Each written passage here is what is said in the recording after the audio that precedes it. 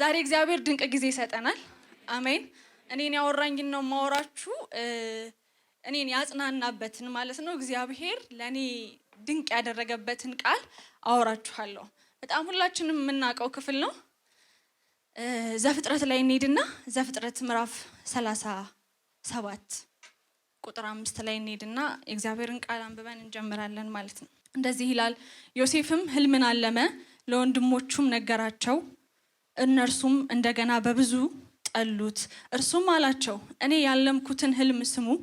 እነሆ ለእኛ በእርሻ መካከል ነዶ ስናስር ነበርና፣ እነሆም የኔ ነዶ ቀጥ ብላ ቆመች።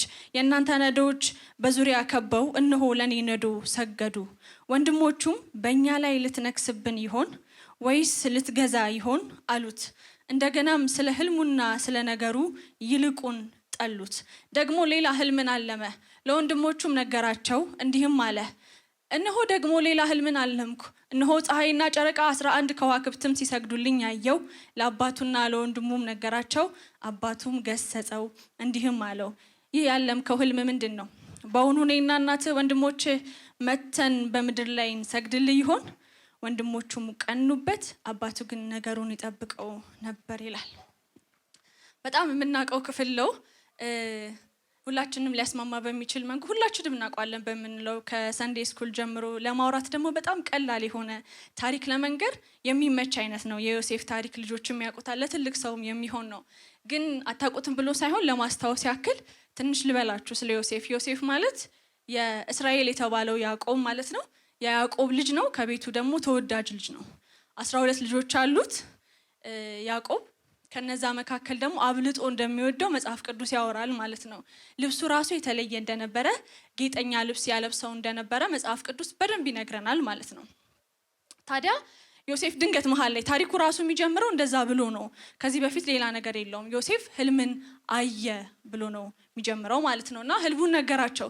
ህልም የምትነግሩት መጀመሪያ ያው ከእንቅልፋችሁ ስትነሱ ለምታገኙት ሰው ነው፣ ለፋሚሊ ነው፣ ቅርብ ላይ ላለ ሰው ነው። እና ዮሴፍ ህልም እኮ አየሁ ማታ አለና እኛ ይመስለኛል እንደምንለው ማለት ነው። ዮሴፍ አላለም። እነሆ እያለ ነው የነገራቸው። ብድግ ብሎ ይመስለኛል እርሻ መካከል እኔ ነኝ ያልኩት። እሺ ይመስለኛል እርሻ መካከል ሆነን ነው ነዶ እያሰርን ነው። እና ነዶ እያሰርን የኔ ነዶ ቀጥ አለች፣ የእናንተ ደግሞ ለኔ ነዶ ሰገደ ሲላቸው፣ ከፋሚሊ አንጻር ህልም ፍቺ ላይ ጎበዝ ናቸው። ምን ማለት ይሆን አላሉት። ትርጉሙን ነው የሚቃወሙት ማለት ነው። እረ ልንሰግድልህ እንደዛ ነው የምታስበው አሉት። በፊትም የሆነ የሻከረ ነገር ነበራቸው ለነሱ፣ በአባቱ ዘንድ የበለጠ ስለሚወደድ ማለት ነው። ለአባቱ ቅርብ ልጅ ነው። ከዛ የበለጠ ሆነና ይሄንን አይቶ ዮሴፍ አላቆምም። ህልሙም ደገመው፣ ዮሴፍም ደገመላቸው። አሁን ደግሞ ጭራሽ አባትየውም አለ፣ ህልም አየሁ እኮ አለ ድጋሚ ማለት ነው። እሺ ምን አየክ ያለው የለም እኔ ነኝ። ከዛ ጀመረ ፀሐይና ጨረቃ፣ ከዛ 11 ከዋክብት ሰገዱ ሲል ወንድሙ ብቻ አይደለም አባትየው ራሱ ተናገረ ማለት ነው። ምን ማለትክ ነው? እኔና እናትህ ወንድሞችንም እንድንሰግድልህ እቅድ አይደለም እያወራ ያለው፣ ህልም ነው። እግዚአብሔርን ያሳየው ህልሙን ነው እያወራ ያለው። እና ምን ማለት ነው ተባለ ማለት ነው። እና ገሰጸው የሚል ቃል አለ። ህልም እንዳታይ ይሁን ምን እንዳለው አላውቅም እኔ እንጃ፣ ግን ገሰጸው ይላል። ግሳጼ አይገባኝም። ለህልም ገሰጸው ይላል። ሁለተኛ ምናምን አይነት ነው የሚሆነው። ወይ አስተካክሎ ማየት ይቻል ይሆን አላውቅም። ለምን እንደተገሰጸ ራሱ ያየውን ያወራው ትክክለኛ ነው። እንዳልኳችሁ በፋሚሊ ህልም ፍቺ ላይ በጣም አሪፍ ናቸው። አባቱም ገብቶታል፣ እነሱም ገብቷቸዋል። ከዛ በኋላ ምን ሆነ መሰላችሁ? ከዚህ በኋላ የዮሴፍ ታሪክ ጀመረ። ህልም አየ፣ ምንም ነገር አልተጀመረም። ህልም አየ ይላል። በማግስቱ ከዚህ በፊት እንዳለው ልማድ አባትየው ወንድሞች ጋር ሂድና እስቲ ወሬያቸውን ትነግርኛለህ፣ ያሉበትን ሄደህ አይተሃቸው ቼክ አድርገሃቸው ትመጣለህ አለ። ሄደ። እንዲህ በቀላሉ ሄዶ አይደለም የሚያገኛቸው፣ ጠፍተውበት ዋጋ ከፍሎ ሰው ጠይቆ በረሃ ነው። ከዛ ኢሚዲየትሊ ልክ ከርቀት ሲያዩት ማለት ነው ህልመኛው እንግደለው ተባባሉ ይላል።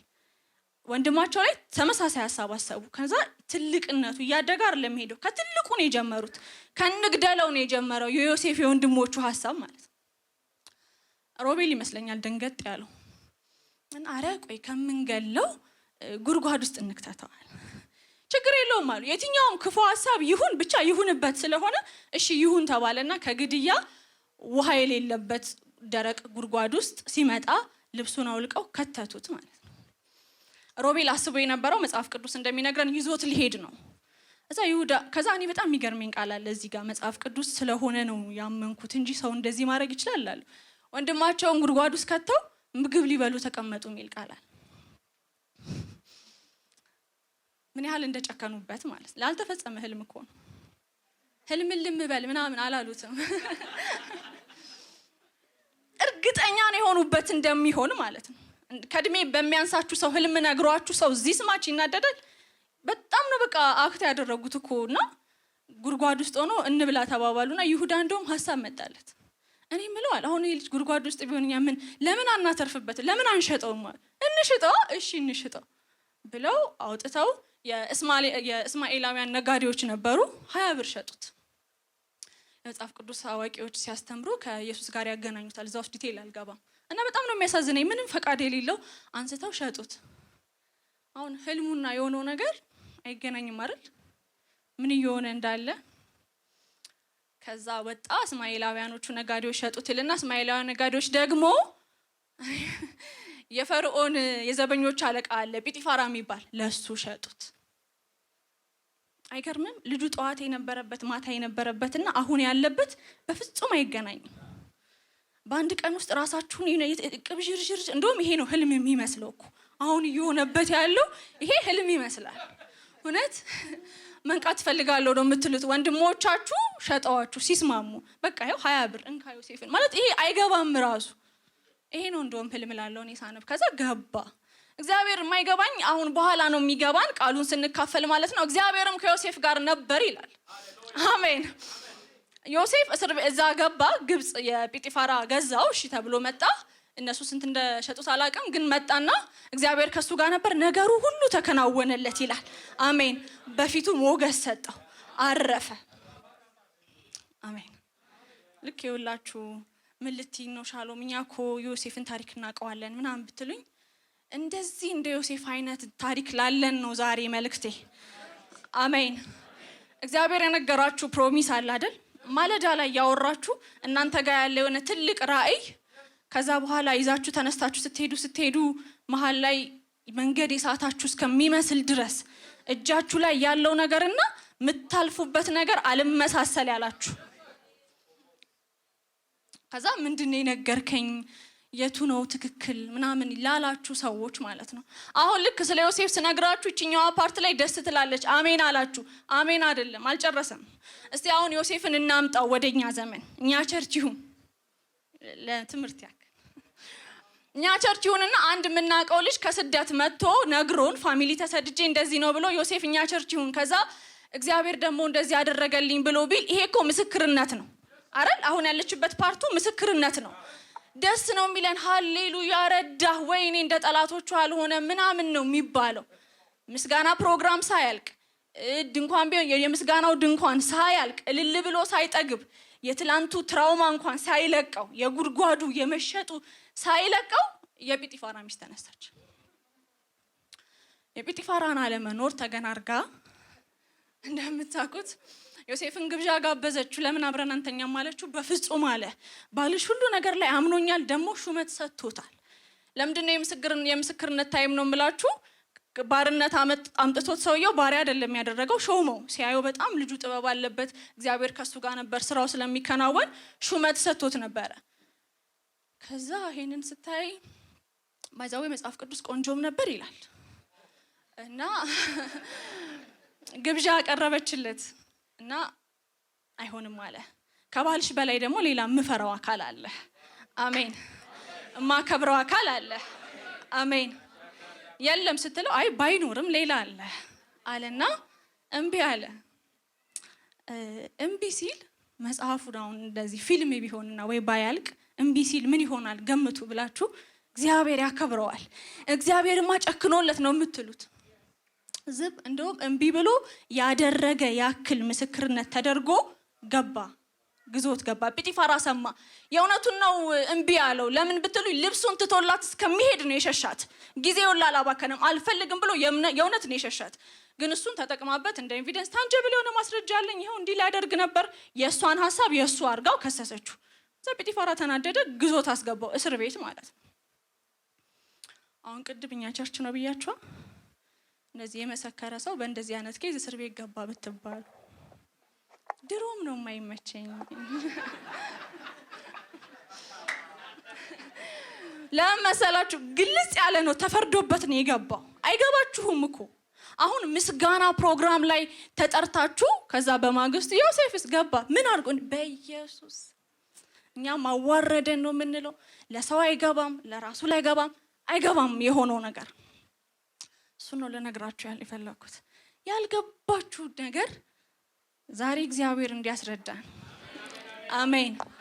አረ ምንድነው የሆነ ያለው ለምንል ሰዎች ሃሌሉያ። ፕሮሚሱ ውሸት አልነበረም፣ ያየው ህልም ውሸት አልነበረም፣ የጠላት ውጊያ ራሱ አልነበረም። ይገርማችሁ ምን ነበር ካላችሁ እግዚአብሔር ለዮሴፍ የገባለት ፕሮሚስ አለ አይደል? የፕሮሚሱ ፕሮሰስ ነበር። አሜን። እግዚአብሔር የነገረው ትልቅ ፕሮሚስ አለ፣ እሱ ፕሮሰስ ላይ ነበር። አይገባም ለሰው አይገባም ለሌላ። ፕሮሰስ ደግሞ አይገባችሁም። ፕሮሰሱን ለማወቅ ባለሙያ መሆን ይፈልጋል እኮ አይደል? የሆነ ነገር ቢበጠበጥ ምን ቢል ምን እየተደረገ ነው ምን የሚለውን ነው ምናምን ለማለት ባለሙያ መሆን ያስፈልጋል። ነገር ደግሞ ያለው በሱ ዘንድ ብቻ ነው፣ ሌላ ባለሙያ አይረዳውም። አሜን። ስለዚህ ምን እያደረገ ነበር? ዮሴፍን እያንገላታ ሳይሆን ፕሮሰስ ምን ንጉስ እየሰራ ነበር። ሰማይ ለሰማይ አሁንም ድረስ ዮሴፍ ንጉስ ነው፣ አልሳተም። ዮሴፍ ኃጢአተኛ ወንጀለኛ ምናምን እነሱ እንደሚሉት አይደለም፣ ዮሴፍ ንጉስ ነው።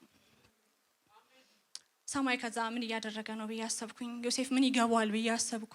ግዞት ገባ ይልና ደግሞ ሹመት ይከታተለዋል። እዛም ወደደውና ሰውየው ሾመው። እንደፈለክ አድርጋቸው እስረኞች ሹመት ሰጠው። እስር ቤት ሆኖ ማለት ነው።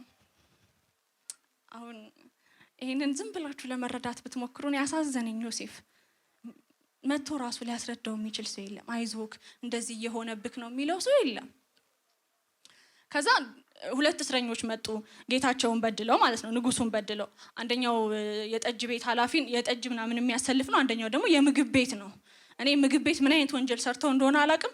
ንጉሱ ተናደደና የምግቡ ዋና መጠጡም ጋር እንጀራውም ጋር ያለው ሰውዬ እስር ቤት መጡ ማለት ነው።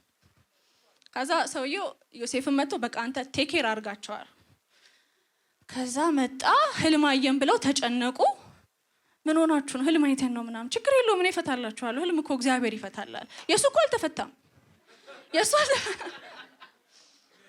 መጀመሪያ እዛ የጲጢፋራ ሹመት ላይ ቢሆን እፈታለሁ ሲል ኮንፊደንሱ አዎ ይባላል። አሁን እኮ የሱ አልተፈታም። ምኑ ተፈታ? ማን ሰገደለት? ማንም። ከዛ እሺ ልፍታላችሁ ብሎ ህልሙን ሲነግራቸው ህልሙን ሲናገር የመጀመሪያው ሰውዬ ይሄ የጠጅ አሰላፊ የነበረው ሲፈታለት በቃ ከነቀኑ ነው የነገረው። ከ3 ቀን በኋላ ንጉሱ ይመልስሃል፣ ወደ ሹመት ትመለሳለህ ምናምን አለውና ግን አደራ አለው እንደሰለቸው የምታውቁት ከዚህ በወጣ ጊዜ አስበኝ አለው። አሁን በህልቡ ላይ አይደለም የሆነ ተስፋው በቃ የሆነ ፌቨር የሰራለት ሰው አለ እንዲተባበረውና ፕሊስ ምናምን ብሎ አለው ማለት ነው። ከዛ ያኛው ሰውዬ የዚህኛው ህልም አሪፍ መፈታቱን ሲያይ ኧረ እኔም ልንገርህ ብሎ ነገረው።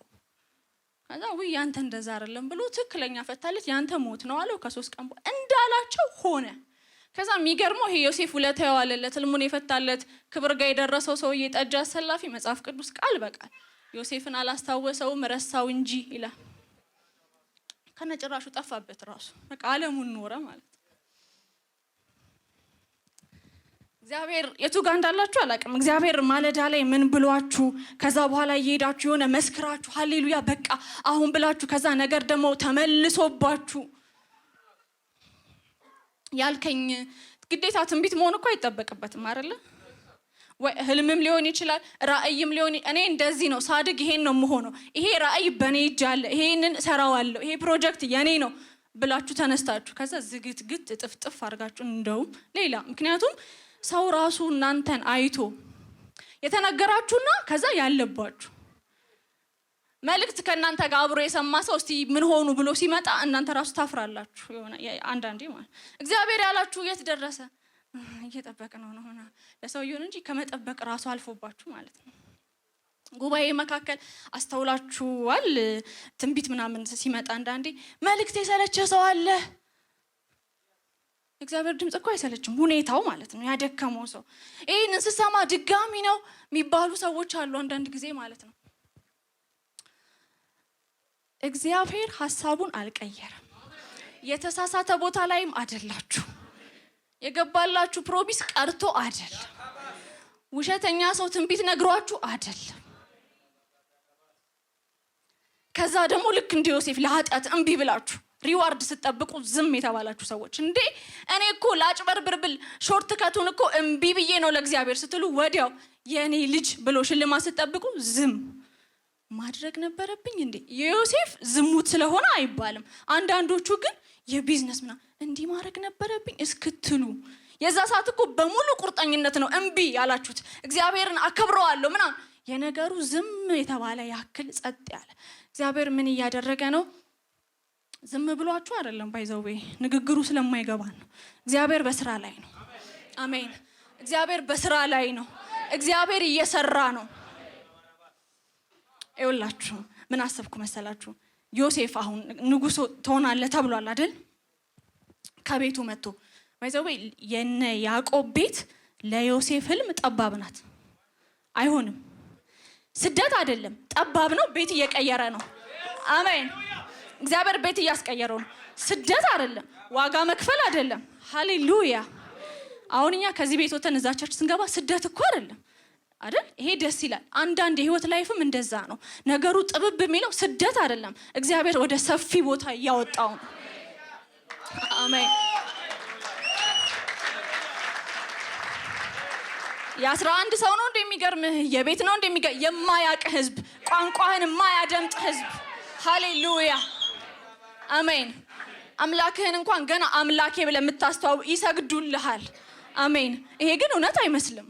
ይሄ ግን መሀል ላይ መጀመሪያ ላይ አይመስልም፣ ግን መጨረሻ ላይ ቅድም እንደተዘመረው ነው የምንለው። ቅድም ሀብቴ እንደዘመረው የተናገረኝን ያለኝን ሳላይ ነው የምንለው። አሜን። ግን መሀል ላይ ደስ አይልም። ምን አሰብኩኝ? ወደ ቅድሙ ሐሳብ ስመለስላችሁ ዮሴፍ ከቤት ወጥቶ ግዴታ ከዛች ከነ ያዕቆብ ቤት እስራኤል ማለት ነው ከዛ ቤት ብድግ ብሎ ወደ ንግስና ቢሄድ ለምን እግዚአብሔር እንደዚህ አላደረገም ብዬ አሰብኩኝ። ምናልባት ዜና ላይ እንዳሉ የሆነ ምግባረ ብልሹ ንጉስ ነበር የሚሆነው። ለምን እንደዚህ እንዳልኩ ነግራችኋለሁ። እግዚአብሔር መልእክቱን ሰጥቶታል። ግን ንግስና ቅባት ብቻ አይደለም፣ ካራክተር ያስፈልገዋል። በልምድ ማጣት ምክንያት እንዳይበላሽ፣ ንግስናው በልምድ ማጣት ምክንያት እንዳይበላሽበት እግዚአብሔር የነገረውን ፕሮሚስ ሲሆን በልምድ ማጣት በነገሮች አለመመቻቸት ምክንያት ሰነፍ ንጉስ እንዳይሆን እግዚአብሔር ከዚህ አሳርፈን እንዳይባል ይልቅ እንኳን መጣህልን እረፍት ነህ ያንተ ዘመን ተብሎ ደስታ እንዲቆጠርለት። አሜን። እግዚአብሔር እሱም ነበር ሲሰራ የነበረው። ለሌላ ሰው ቻሌንጅ ነው የሚመስለው፣ ውጊያ ነው የሚመስለው፣ ግን አይደለም። አሜን። ለማብራራትም አትሞክሩ። መሀል ላይ ሲጀምር ሰው የማይረዳችሁም እናንተም ብዙም አይገባችሁም፣ ግን መጨረሻው ይናገራል። ለምን እንደዚህ ያልኳችሁ መሰላችሁ? የሳኦልና የዳዊት ንግስና ሳስብ ይሄ ይመስለኛል። ንግስና ለሳኦልና ንግስና ለዳዊት አንድ አይደለም። ንግስና ለሳኦል ልክ ነው፣ ሳኦል የሰው ሐሳብ ነው፣ ያኛው ለእግዚአብሔር ልትሉኝ ትችላላችሁ። ግን ቅባቱ ተመሳሳይ ነው። የተቀቡት ቅባት እኮ ተመሳሳይ ነው። ግን የሚገርማችሁ ንግስና ለሳኦል ምን እንደሆነ ታውቃላችሁ? አጋጣሚ ነው አይደል? ሳኦል እኮ ንጉስ የሆነው አህያ ፍለጋ ሄዶ በአጋጣሚ ነው አይደል የሚለው? እሺ፣ የብሉይ ኪዳኑ ሳኦል እንደዛ ነው ንጉስ የሆነው፣ አጋጣሚ አህያ ሲፈልግ ነው። ለዳዊት አጋጣሚ አይደለም። ለዳዊት ከልጅነት ጀምሮ እግዚአብሔር ያስለመደው ነገር ነው። ግን የገባው የዛ ሰዓት አልነበረም፣ በኋላ ላይ ነው። ህይወታቸውን ስታስቡ ስለ ሳኦል የምታውቁት አህያ የጠፋበት የሆነ ልጅ ነበር ነው። ስለ ዳዊት ግን እንደዛ አይደለም። ይኸውላችሁ መጽሐፍ ቅዱስ ሲናገር ዳዊት መዝሙሮቹን ማየታችሁ ከሆነ እናትና አባቴ ተውኝ እግዚአብሔር ግን ይላል። አሜን። ይሄንን ያለው ልጅ እኮ በትንሽ እድሜው ነው። ፓስተር ሄኒ የሆነ ጊዜ ሌላ ቦታ ላይ ሰብኩ የሰማሁት ስብከት አለና እንደውም እቤት ያለችዋ እናቱ አይደለችም ተብሎ ይወራል። ዳዊት ፋሚሊው እንዲስኪጠረጠር ድረስ ማለት ነው። የዳዊት እናትማ እናቱ አይደለችም እስኪባል በኋላ ላይ አይደል እንዴ ታሪኩን ሲናገር አንበሳና ድብ ገጥማለሁ እንዲህ ተቦጫጭሮ ሲመጣ ማንም ግድ አይሰጠው፣ ማንም ግድ አይሰጠው። ይሄ ልጅ ያለፈበት መከራ በጣም ከባድ ነው። መረሳት ውስጥ በፋሚሊ ውስጥ ነው ያለው።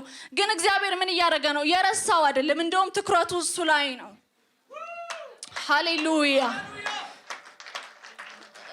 ስልጠና ስንገባ እንደዚህ አሁን ባለንበት ሁኔታ ባጅ አርገን ምናምን ስለሆነ የእግዚአብሔር ደግሞ ባጅ አርገን ምናምን ስለማንንቀሳቀስ ነው እንጂ ስልጠና ላይ ነው። አንዳንድ ሰው ስልጠና ላይ ነው። አሜን። ዳዊት ስልጠና ላይ ነው። በምን አወቅሽ ብትሉ ነገሩ ቻሌንጁ ሲመጣ ፈተና ሲመጣ ነው የሰለጠነና ያልሰለጠነ የሚያስታውቀው። ጎልያድ ሲመጣ በአባታቸው በፍቅር ያደጉት ቤት ውስጥ የምትን የሚሉት በረኝነት ያሉት የሱ ታላቅ በቁመትም በምንም የሚበልጡት እና ኤልያብ እንደዚሁም ደግሞ በትረ መንግስቱ ላይ ቁጭ ብሎ የነበረው ሳኦልንም ጨምሮ ሁሉም ፈሩት። ዳዊት መጣ እያለፈ ሲያየው እንዴ አለ። በሱ እኮ ወይኔ ነው ማለት የነበረበት እንዴ አይልም። የሆነ ትንሽ ነገር እንዳየ ከዛ ገጥመዋለሁ አለ። ሳኦል ልትገጥመው የምትችልበትን እስቲ አቅምህ ምንድነው አለው። ብቃትህ ምንድነው? ቆይ ልንገርህ ምናምን ሲለው ትላንትና አሜን ሃሌሉያ ትላንትና አሜን ትላንት ማንም አልነበረም አለው። ግን እግዚአብሔር አንበሳና ድብ ሲመጣ እያነኩኝ አሜን ከነሱ ያዳነኝ እግዚአብሔር ዛሬም ከዚህ ካልተገረዘ ፍልስጤማዊ እጅ ሃሌሉያ አሜን። ስለዚህ ምን ልላችሁ ነው? ድንገት ተነግሮ በረከት ወዲያው ከሆነላችሁ እንደ ሳኦል ግራ ነው የሚገባችሁ። ሳኦል ሁሉ ነገር አዲስ ነው የሆነበት። እቤት ጠዋት ወጥቶ ማታ ሲመለስ ንጉስ ሆኖ ፕሮሰስ የለውም። የሳኦል ቶሎ ነው እና ብዙ ነገር ነው ጥፋት የሚሰራው። ሳኦል ከዙፋኑ ላይ እግዚአብሔር በቃኝ አስጠላኝ ብሎ ነው ያወረደው። ዳዊት እስኪሞት ዙፋኑ ላይ ነበረ። እንዳትሰለቹበት ብሎ ነው እግዚአብሔር። ልክ ቦታው ላይ ስትገቡ እንዳታስጠሉ ብሎ ነው እግዚአብሔር። ይብቃት ወይ ይብቃው አውርድልን እንዳትባሉ ነው። ለፕሮሚሱ የሚሆን ፕሮሰስ ነው እያደረገ ያለው። አሜን። ቅባት ተቀብቶ እኮ ከዛ በኋላ ርቦታል። ናባል የሚባል ሰነፍ ሰው ራሱ ሰድቦታል። ማን ነው እሱ ብሏል። ብዙ ሆኖበታል። ግን ሰማይ ንጉስ ነው ብሎ ነው የሚያውቀው። አንዳንዴ መልእክቱን የነገራችሁን ሰው ራሱ ልትጠሉ ትችላላችሁ። ውሸታ መስሏችሁ፣ ውሸታቸውን አይደለም። ትልቅ ነገር ካሳያችሁ እግዚአብሔር ትልቅ መንገድ ይዟችሁ ይሄዳል። በዛ ውስጥ ይሰራችኋል። ሃሌሉያ። የልጅነት አንድ ነገር ልንገራችሁና ጨርሳለሁ። ልጅ ሆነን ሁላችንን የሚያግባባ ይመስለኛል። ልጅ ያላችሁ ሰዎች ደግሞ በጣም አንደርስታንድ ታደርጉኛላችሁ። ይሄንን ምሳሌ ልብስ ይገዛልንና ከዛ ልብሱ መጥቶ የእናንተ ነው ልብሱ፣ የማትለብሱት ልብስ የለም። ከዛ ፋሚሊ ለምን ስትሉ እስክታድግ አይደል? እግዚአብሔር ልክ እንደዛ ፕሮሚስ ያመጣና ያሳያችኋል። ከዛ ስል እስክታድግ እዛ ጋር እስክትደርስበት አሜን። ለልጅ ደግሞ ፋሚሊ እንደውም ክትክት እያለ እርስ በርስ የሚያወሩት ዛሬ ተገዛ ልብሱ ተኝተው ሲነሱ ልለካው ይላሉ። በአንድ ቀን እግዚአብሔር ማደግ በአንድ ቀን እንዳልሆነ ያውቃል። መቼ በዛ ነገር ፊት እንደምናረግ ያውቃል። አሜን። ያ ልብስ ወላጆቻችን መቼ እንደሚሆነን እንደሚያውቁ እግዚአብሔር የተናገረው የተስፋ ቃል መቼ እንደሚሆን ያውቃል። ህልሙን ሲያይ 17 ዓመቱ ነው። አሜን። ህልሙን ሲያይ 17 ዓመቱ ነው። ወዲያውም ይሆን ይመስላል። ግን ፈርዖን ንጉሱ ፊት ሲቆም ግን 30 ዓመቱ ነው። መቼም አይሳሳትም። ለምን በሉ ዮሴፍ እኮ ፍርድ ሲዛባ አይቷል። እስር ቤት በፍርድ መሳባት ራሱ ታስሯል። ነገ ፍርድ አያዛባም። አሜን ሃሌሉያ። ነገ አይሳሳትም። በሱ ላይ አልፎበታል፣ አይቷል። አለቆች እንዴት እንደሚሆኑ ገዢዎች አይቷል። ሙስና አካባቢ አይቷል። የመጡበትን ኬዝ እስረኛ ሲታሰር እነዛ ግዞት ያሉ ሰዎች እኮ ንጉሱን የበደሉ ናቸው። ብዙ ኬዝ ገብቶታል። ነገ እኔ ይሄን አስተካክላለሁ፣ ነገ እኔ እንዲህ አላደርግም፣ ነገ ግን እኔ እንዲያረጋለሁ፣ ነገ ግን አሜን። ጊዜውማ ሲደርስ አስቸኮሉት ነው የሚለው። ጊዜው ሲደርስ ወዲያው አጣድፈው። ሃሌሉያ። ጊዜያችሁ ሲደርስ በጣም ግን አልተጣደፈም እስከሚባል ድረስ ወዲያው እንደ ማርቆስ ወንጌል ወዲያው አሜን። ጊዜው ሲደርስ ነገሩ ሁሉ ፍጥን ለምን በቅቷችኋላ። ያ ነገር ይሆናችኋል። ቦታው ላይ ናችሁ። እኔ እንጃ እኔ ወላጆች እኔ አይቼ አላቅም። ልብስ ቤት ህፃን ልጅ ልብስ አሳጥርልኝ ብላችሁ አትወስዱማ። ምንድነው የምትሉት? ይደርስበታል። ትልልቅ ሰው ነው እኮ ልብስ የሚያስቆርጠው። እግዚአብሔር ለኛ ብሎ ሾርት ከት አያመጣም። እኛ ነን የምናድገው በልብሱ ልክ የምንሆነው። አሜን ሃሌሉያ አሜን። ጌታ ሆይ ዛሬ አይነጋም፣ ዛሬ ይሄ ነገር ካልሆነ ዛሬ አይነጋም ስንለው አይሆንም ስታድግ ይላል። እኛ ቆርጦ በልካችን እንዲያደርግልን አልቆርጠውም። አንተ ታድግና ልክ ይሆናል። ሃሌሉያ። እና እኔ ገጥሞኝ ስለማያውቅ ነው የህፃን ልጅ ልብስ ዩኒፎርም ምናምን ሲሰፋላቸው እንጂ የህፃን ልጅ ልብስ ቤት ሲያጥርላቸው አይቻልም። እነሱ ግን ያድጉና ጭራሽ ልብሱን በቃ ልካቸው። አሜን። ዮሴፍ 30 ዓመት ሲሆነው ንግስና ልኩ ነበር። ምን እንዳለው ታውቃላችሁ? ጠርቶት ሃሌሉያ ሰማውና እንዴት ያለ ጥበብ። ህልሙን ፈቶለት ነው። በቃ ህልም አካባቢ ነው። ህልሙን ፈቶለት የረሃብ ዘመን የጥጋብ ዘመን እግዚአብሔር በህልም ነገረው ማለት ነው። ዮሴፍ እንዳለው ዮሴፍ ህልሙን መፍታት ብቻ አይደለም ወያውታ መጣ። እንዲህ ብታረግ እንዲሆናል እንዴ ይሄንንማ ራስህ ነው ማድረግ ያለብህ ብሎ ሺሶሞ ማለት ነው። ልክ ከዚህ በፊት ዮሴፍን የሚያውቅ ዮሴፍ የሆነ የወረዳ ውስጥ የሚያስተዳድር እስከሚመስል ድረስ ዮሴፍን በአንድ ቀን ምን ይለዋል? ከዙፋኔ በቀር እዚህ ግብጽ ላይ በሁሉ ነገር ላይ ሾምኩክ። ከዛ በጣም የሚገርመኝ ቃል አለ። ማንም ሰው ያላንተ ፈቃድ እግሩንም እጁንም እንዳያነሳ። አሜን ሃሌሉያ። ትላንትና ሰው ራሱ ልጅ እኮ ሳይፈልግ እጁንም እግሩንም እያነሱት ነበር፣ ሳይፈልግ ይሸጡታል ነበር። ዛሬ ግን ማንም ሰው አለው ያለ ዮሴፍ ፈቃድ እጅም እግርም እንዳያነሳ። ሃሌሉያ።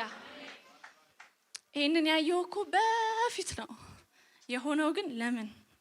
ሃሌሉያ። የቱ ጋር እንዳላችሁ አላቅም። ምናልባት ህልማችሁ ይዛችሁት ይሆናል። ምናልባት እቺ ትንሿን ነገር ሴሌብሬት እያደረጋችሁ ይሆናል። ስለሷ ብቻ ትንሽ ልጨምር። አንዳንድ ጊዜ ከመከራው የተነሳ እግዚአብሔር ያለላችሁ ትልቅ ይሆንና ትናንሽ ነገሮች ሲመጡ በሱ ሴሌብሬት አድርጋችሁ ማቆም ውስጣችሁ ይፈልጋል። እግዚአብሔር እንደዛ አያደርግም። ያለውን ነው የሚያደርገው። ንጉስ ትሆናለህ ብሎት በቃ እስር ቤት ግብዣ ቤት አላፊ ከሆነ ይበቃል አይልም እንደዛ። እስር ቤትም ግምጃ ቤትም አይደለም ዮሴፍ። በቃ ንግስና ነው። ሃሌሉያ ያላችሁ ጋር ነው። ባይዘው እግዚአብሔር ያለን ጋር መድረሳችንን ከምናቅበት ነገር አንዱ ልክ እግዚአብሔር ያለን ጋር ስንደርስ እኮ እንደጠበቅነው አይደለም። የሆነ የሰማችሁት እስከማይመስል ድረስ ነው የሚያስደምማችሁ። እጃችሁን ባፋችሁ ነው የሚያስጭነው። ወይኔ ነው የምትሉት። አለች የሆነች የዝማሬ ዳዊትም ነበረችው እኮ ጎልያድ ተብሎ ባንዴ አላነገሱትም። ሳኦልን እየጣሉ ማለት ነው። ዳዊት እልፍ ገደለ፣ ሳኦል ሺህ ገደለ ምናምን ደስ የሚል አጣጥሞት ሳይጨርስ ወዲያው ቀስት ወዲያው የሆነች ቦታ ላይ ደርሳችሁ እሷን ኢንጆይ እንዳታደርጉ። እግዚአብሔር ትልቅ ካሳያችሁ ትልቁ ነው የሚሆነው። እግዚአብሔር ሲናገራችሁ ኤግዛጀሬት አድርጎ እያጋነነ እኮ አይደለም የሚያወራ፣ የምሩን ነው የሚያወራ። ዓለምን እሰጥሃለሁ ካል ዓለምን ነው የሚሰጠው። በቃ አሜን። እኔ እኮ በፍጹም ከዛ የሆነ ስታር በቃ ይበቃኛል። እቺንስ ማናየባት ኧረ ተመስገን ነው እፎይ አይደለም ገና የአገር ገዢ ያደርግሃለሁ ብሎ መቼም የወረዳ ኃላፊ አድርጎት አልጨረሰም። አይታችኋል አይደል? ለእኛም እንደዚህ ነው የሚሆነው። ትጨብጡታላችሁ። በቃ በእናንተ ብቻ ሰራዋለሁ ያለውን በእናንተ ብቻ ነው የሚሰራው። ሃሌሉያ። እንደዛ ነው የሚያደርገው። ስለዚህ ምንም ተስፋ እንዳትቆርጡ በፍጹም።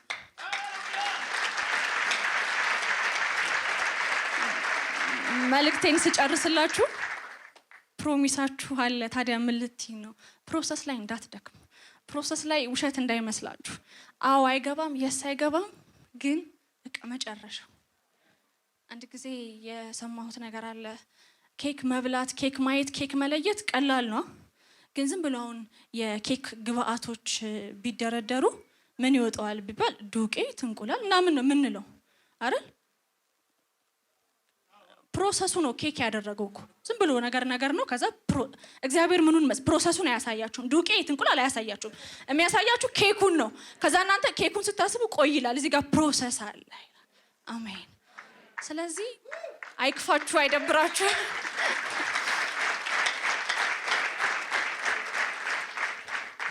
ሻሎም ብሉይ ኪዳን ብቻ አረግሹ እንዳትሉ። የእምነታችን ጀማሪና ፈጻሚ የሆነው ኢየሱስ እንደሚመጣ በኢሳይያስ መልእክት ተነገረ አይደለ?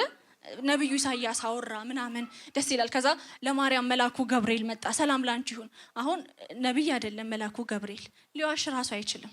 እዛ ወንድ ልጅ ትጸንሻለሽ አላት። ስለ ኢየሱስ ስሙ እንደዚህ ነው ያድናል ነገራት። ለዮሴፍም ተነገረው። ኢየሱስ መጣ፣ ተጸነሰ። እንደመጣ ጦርነት ተጀመረ። ተነስተው ወደ ግብጽ ተሰደዱ ምናምን። ከዛ መጣ ኢየሱስ። ምንድነው የምትጠብቁት? አሁን በቃ አሁን ይሄ መወልደው ልጅ ትንሽ ከፍ ባለ ቁጥር የሆነ ኤክስፔክቴሽን የሆነ ነገር አይደለ? ኢየሱስ 30 ዓመት ምን ልላችሁ መሰላችሁ? ኢየሱስ ፕሮሰስ ላይ አልነበረም፣ እንደኛ እየተሰራ አይደለም። ግን እግዚአብሔር በኢየሱስ ውስጥ መሪያችን እሱ አይደለ? ታላቅ ወንድማችን የምናየው ምን እያሳየን ነው? ነገርን የማደርገው በጊዜው ነው። በቃ የምፈጽመው በጊዜው ነው። በጊዜው ለመፈጸም 30 ዓመት ነበር። ኢየሱስ 30 ዓመት ኖርማል የሰፈር ሰው መስሎ ማለት ነው፣ ጎረቤት መስሎ ምንም ሳይለይ 30 ዓመት እየተሰራ እኮ አይደለም። እግዚአብሔር ያላት ሰዓት እስክትደርስ እየተጠበቀች ነበረ። ስለዚህ እግዚአብሔር አንዳንድ ጊዜ ዝም ብሎ ትቶት ምናምን አይደለም። በነገሩ መካከል ጋፑ ሲረዝምባችሁ እግዚአብሔር ጊዜውን እየጠበቀ ነው። መጽሐፍ ቅዱስ ሲናገር ነገርን በጊዜው ውብ አድርጎ ሰራው ይላል። የነገር ውበቱ ያለው ጊዜው ላይ ስለሆነ፣ ስለዚህ ልክ እንደነ ዳዊት በሰዓቱ ቦታው ላይ ስትቆሙ ዳዊት አሃ አለና ስርዓትህን እማር ዘንድ ያስጨነከኝ ለመልካም ሆነልኝ። አሜን።